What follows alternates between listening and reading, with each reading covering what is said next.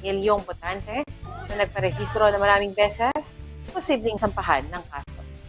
Posibleng sampahan ng kaso ng Commission on Elections o COMELEC ang mahigit 1 milyong rehistradong botante na mayroong double o multiple registration. Sinabi ni COMELEC Chairperson George Erwin Garcia na sa pamamagitan ng Automated Fingerprint Identification System o isang sistema na gumagamit ng biometric data ay nadiskubre ang botanteng nagparehistro ng maraming beses mula Hulyo 15 hanggang Setyembre 30. Dahil dito, hindi napapayagan pang bumoto sa nalalapit na national, local at Bangsamoro parliamentary elections sa May 2025 ang mga natukoy na botante.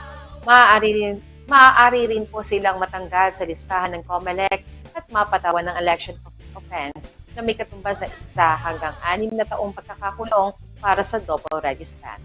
Sa datos ng COMELEC, mayroon ng 68,618,667 rehistradong botante sa buong bansa hanggang sa pagtatapos ng registration noong September 3.